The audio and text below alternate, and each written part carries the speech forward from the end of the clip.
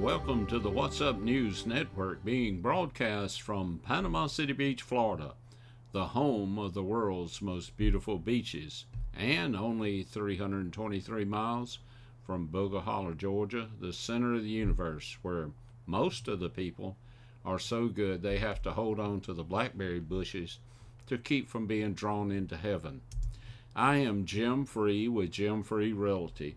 Please click on the red subscribe button just below the picture. In the real estate market, we have 490 condo units available, of which 317 are Gulf front units. In the detached single family, we have 294 units available, and of those, 15 are Gulf front. In the attached single family, 64 units available, and 7 are Gulf front. Out of the some 11,000 Gulf front units, we only have 317 units available on the market, which is close to 3%. Sellers have enjoyed a seller's market for the past year, and buyers that have used financing to make the purchases have enjoyed low interest rates. However, change is coming. The Federal Reserve continues to raise interest rates in an effort to control inflation. On this Independence Day, I would like to remember one of my ancestors, General Lackland McIntosh, who is remembered for his service with General George Washington in securing our independence from the British. Unfortunately, he is also remembered for killing Button Gwinnett, one of the signers of the Declaration of Independence, in a duel. Each man was wounded. McIntosh recovered, but Gwinnett died. Both men are buried near each other in the Colonial Park Cemetery in Savannah, Georgia. Some of the stories coming out of Booger Holler. After 35 years of marriage, my cousin Wanda Sue and her husband Harold decided they needed family counseling. Not wanting everyone in Booger Holler to know their business, they decided to drive to Atlanta. When asked what the problem was, Wanda Sue went into a tirade listing every problem they had ever had in the years they had been married. On and on and on. Neglect, lack of intimacy, emptiness, loneliness, feeling unloved and unlovable, an entire laundry list of needs she had endured. Finally, after allowing this for a sufficient length of time, the therapist got up, he walked around the desk, and asked Wanda Sue to stand. He embraced and kissed her long and passionate, as Harold watched with a raised eyebrow. Wanda Sue shut up, quietly sat down in a daze. The male therapist turned to Harold and said, "This is what your wife needs at least 3 times a week. Can you do this?" Harold said, "Well, I can drop her off on Mondays and Wednesdays, but I fish on Fridays."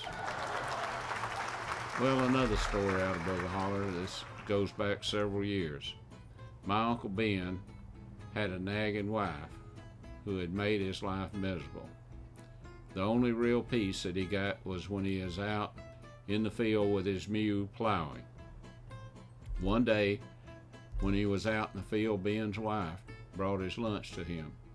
Then she stayed while he quietly ate, and she berated him with a constant stream of nagging and complaining.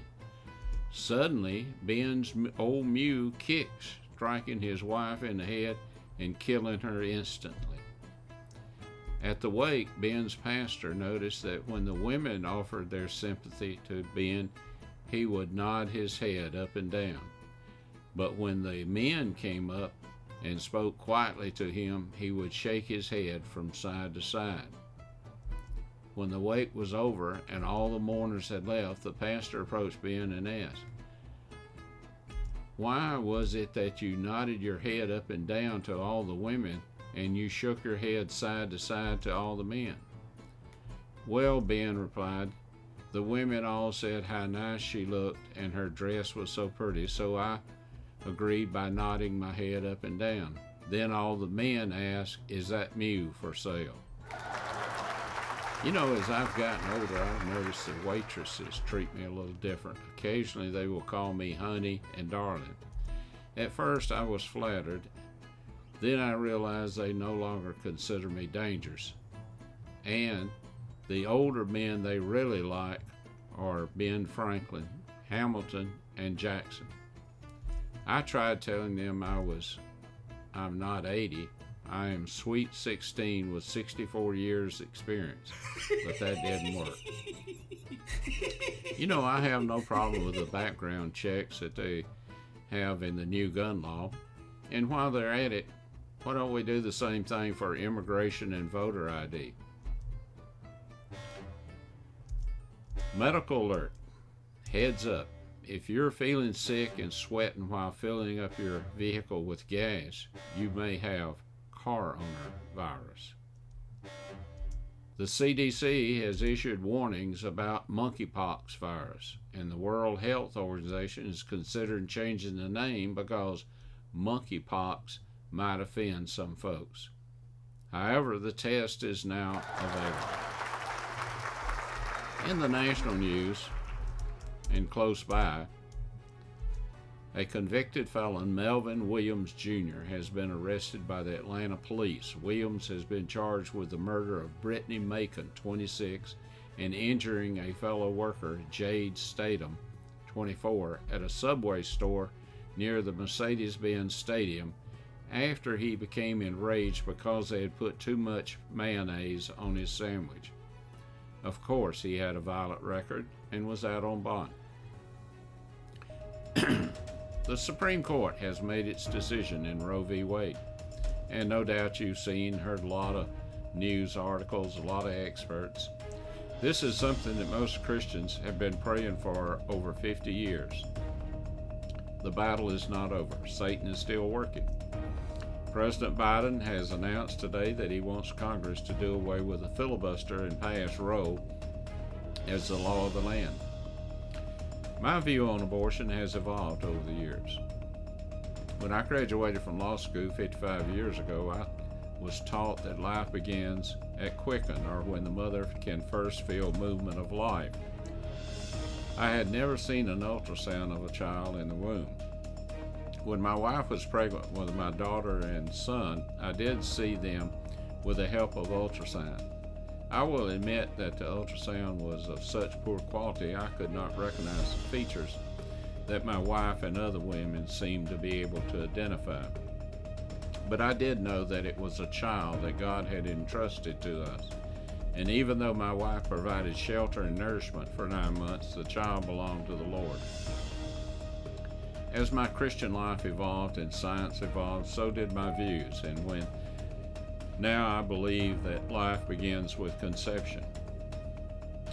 Why would bacteria on Mars be considered proof that life was there, but when a heartbeat on Earth is not proof of life? Now our prayers have been answered, and many babies will be saved. We need to put feet on our prayers. We, as the body of Christ, need to do the following. We need to support the women that decide in favor of life. Many of these are young mothers in their teens, and they need financial, emotional, and medical support. We need to work with government and non-government groups to speed up the adoption process and bring the costs down. We need to work with our state representatives to improve the foster care program. Most of our foster care parents are good, loving foster parents. Excuse me. But there are a few in it for the money and are just warehousing the children without love and sometimes abusing them. The employees of the Family and Children's Services have an impossible task of checking on the children because their caseloads are too great. Now let's move to the January 6th committee. The January 6th committee was called back in session to hear from a star witness, Cassidy Hutchinson, who had been an aide to Chief of Staff Mark Meadows and whose job had been to accompany Mark Meadows to meetings to take notes. I watched her testimony as a witness, and I think I can speak with some authority, having testified hundreds of times as a witness in criminal cases in state and federal courts during my 37 years in law enforcement. In every case, I was cross-examined by a defense attorney. I have also testified in a number of civil cases and have always been cross-examined by the opposing attorney. Cross-examination is a vital part of our justice system. It is a way to keep witnesses truthful and to expose both sides of an issue. Cassidy Hutchinson appeared to be a very nice lady. However, her testimony appeared to be worthless. She testified to second and third-hand hearsay. She was unable to tell what had been exactly said to her. Her testimony was paraphrased because she would attempt to quote someone, and then she would start the sentence with, "They told me," something to the effect of. She did this repeatedly throughout her testimony, something to the effect of. It seems strange that someone whose primary purpose was to have taken meticulous notes of what everyone said in meetings, but did not take notes of what she witnessed and heard on January the 6th. There are 9 members of the January 6th committee, 4 of which are attorneys: Zoa Loffring, Adam Schiff, Liz Cheney, and Jamie Raskin, who also teaches constitutional law. None of these attorneys seem to have a problem with their witness testifying to hearsay or the fact that she could not be exact in her testimony. I found her testimony to be mostly gossip. It reminded me of a story I once heard from one of my pastors. He said he was in the checkout line behind 2 ladies at Walmart. The first lady said she thought her neighbor was running around on his wife because he was coming in late at night and had been drinking. The second lady said, "Well, tell me more." The first lady said, "I have already told you more than I know." When I think of the January 6th committee, I think of kangaroo court. And in case you're not familiar with what the definition of a kangaroo court is, this is what I found. A kangaroo court is a court that ignores recognized standards of law and justice, carries little or no official standing in the territory within which it resides, and is typically convened ad hoc. A kangaroo court may ignore due process and come to predetermined conclusions. I will let you decide. Until we meet again, may God bless you, your family, and this great country that we live in.